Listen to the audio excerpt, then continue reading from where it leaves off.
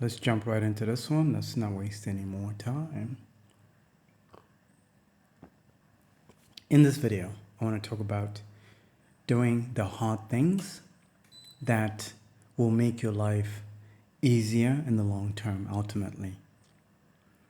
So, there's something that I've noticed in life. Life has a pattern, and everything has a pattern to it. There's a cause and the effect. What I've noticed is this. Every time that I've avoided to do the difficult things, my life becomes very difficult. And then every time that I've forced myself to do the hard things, my life becomes super sweet and easy. It's crazy, isn't it? Just think about it. How many things have you avoided to do in your life? Let's go back in time a little bit. When you're in school, perhaps, and you decided, studying for this exam is too difficult. Let me just skip it and let me see how I can maybe wing this exam. And then you failed because you avoided to do the difficult thing, which was to study. I remember back in 2009. I don't know if you guys remember this, if you're old enough to remember. 2007, 8, and 9, those are really challenging years economically for a lot of people because we're going through a Great Recession. I was living in Harlem, New York.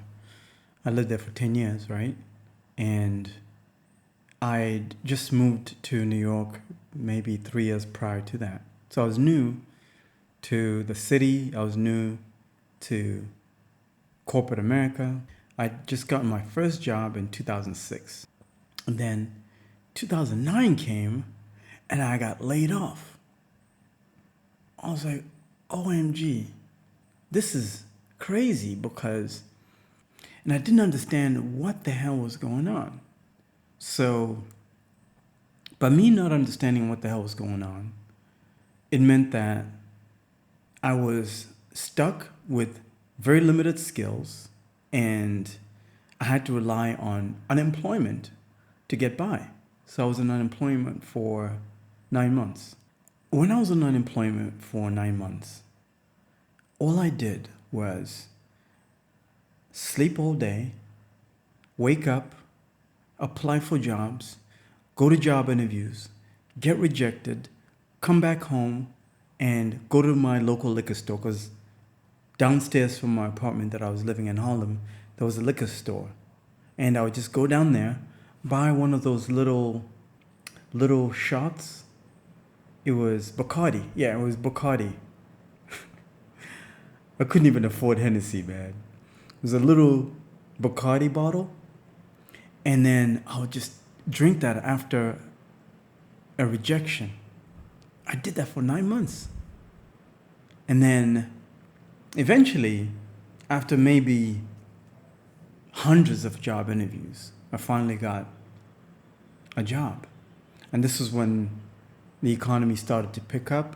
And then this was 2010 at the time now. And I got another job and I was back on the grind again. That experience was so traumatizing to me, to the point where I vowed to myself that I'll never want to experience that again. I say this because I know a lot of you that are watching this can relate to what I'm talking about right now. Because the economy is slowing down and getting a job is hard right now. And cost of living is crazy. And what I said to myself in 2010, after I got my first job, coming out of the recession, I said to myself, the next recession that's coming up, I want to be ready. And I was willing to do whatever it took to make sure that when this recession hit, I was ready for it. I'm ready for it. To the point I'm ready for anything because I've been collecting so many skills over time that whatever the economic conditions are, I'm able to survive. A lot of people avoid doing the difficult things. Let's talk about simple things like working out, right? A lot of people are overweight right now, and they know they need to lose weight. They know they need to get into shape, but they avoid it because it's hard. Think about it. Hitting the gym every day is very difficult. Being disciplined is very difficult. Avoiding good things that are tasty, sugar, cake, candy, chips, cookies. I love cookies, especially the Oreos. It's very difficult. So they just avoid it. They just say, you know what? This is too hard. Being on a routine is too difficult. Hitting the gym every day, having that discipline is too difficult. Let me just do what's easy. And over time, they find that their life becomes very difficult. Let's talk about another thing, which is moving to a different city. I met a lot of people that had never left the city they were born in. That's a tragedy. I'll tell you why. Life is all about change. That's the one thing that's constant in life. And you need to embrace that change. And part of embracing change is understanding that sometimes the location that you are in has a season. Every place has a season. If you're old enough to remember, especially if you're a hip-hop fan like I am, you recall back in the day when New York City dominated in the music industry. All the latest fashion all the latest fashion trends, all the latest music, all the biggest influences were coming out of New York City. Now, that has shifted. Atlanta is dominating right now, especially in hip-hop right now. It's dominating. Like when you look at the, world music right now, the Nigerians are dominating in the music industry. Afrobeats is dominating. I'm talking about globally. Yes, hip-hop is still dominating in the States, in the West, but when you leave the States, you discover that, wait a minute, the world is bigger than this. You discover that. One of the most difficult things that I've had to do in my life have made my life much easier in the long term. And that starts with moving to a completely different city, which is something that I've done multiple times. I've done that probably 5 times. Moving to a different country, I've done that multiple times. I was born in Africa, moved to the States, lived there for a long time, then shifted to different countries. It's very, very difficult. But it's made my life easier now because I'm able to have this perspective to know, this place right here, yeah, they say it's great, but I have information about this place. For example, when I was in New York City, I had information about Atlanta because I used to visit Atlanta. And I discovered, wait a minute, my quality of life was better in Atlanta than it was in New York. That's why I made the shift. When I was in San Diego, I lived in San Diego for 4 years, I discovered that, wait a minute, New York City's got better opportunities than San Diego, so I shifted. It's about perspective, you get what I'm saying. But if you're stuck in just one place, you don't get that perspective. Let's talk about another thing is building and maintaining relationships is very difficult. And personally, getting married has been one of the most difficult things in my life, but the most rewarding thing. And it's made my life so much easier because now I don't have to do this life thing by myself. I have somebody that is helping me out with this life thing. There's certain things that I can do that I'm good at that my wife is not good at. There's certain things that my wife is good at that I'm not good at. I'll give you a perfect example. All these videos, my wife edits all of these. So all I do is just record the videos and my wife edits them. That's what I'm talking about, is that in life, you have to do things that are difficult so that your life can become easy. So by me getting married, it means that I have somebody, a life partner, that can help me when I need that extra help. Having kids is very difficult. I have 2 kids, 2 daughters. Incredibly difficult. If you have kids, if you have daughters especially, you know how hard it is to have and raise kids.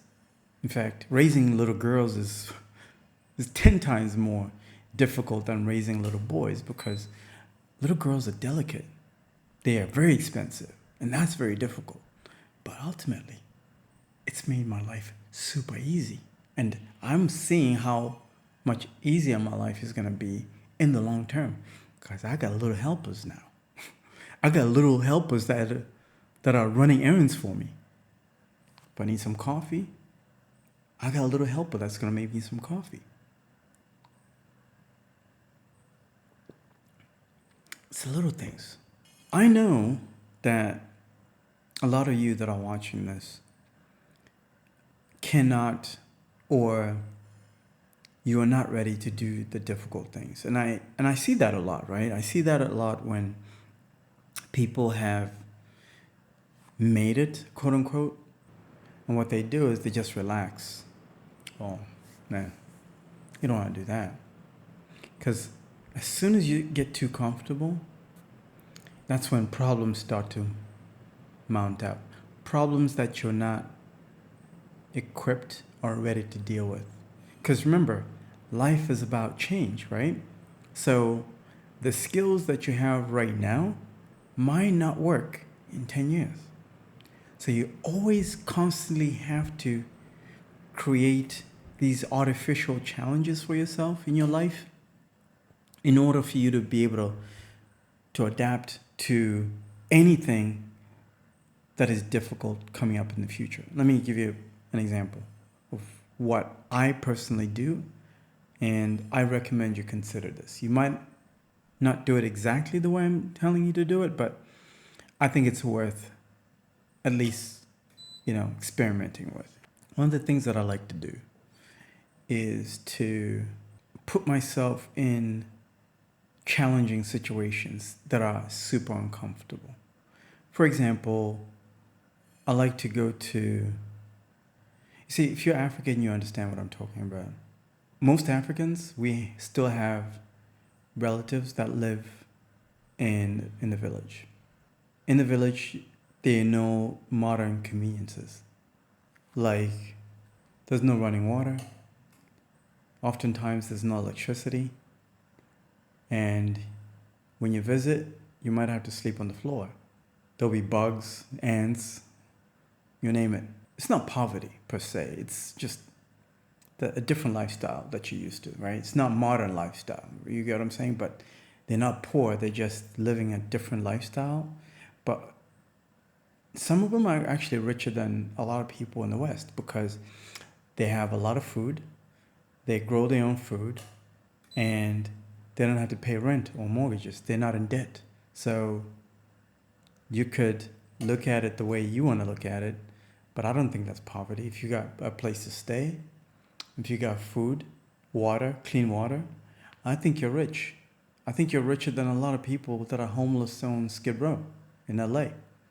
So I like to visit these folks, stay there for a night or two, sleep on the floor, experience life as they experience it, just like they would experience it, so that I'm reminded, even if things were to fall apart for me, I'm not saying things will fall apart for me, I'm just saying that even if I have to sleep on the floor, it's nothing new to me.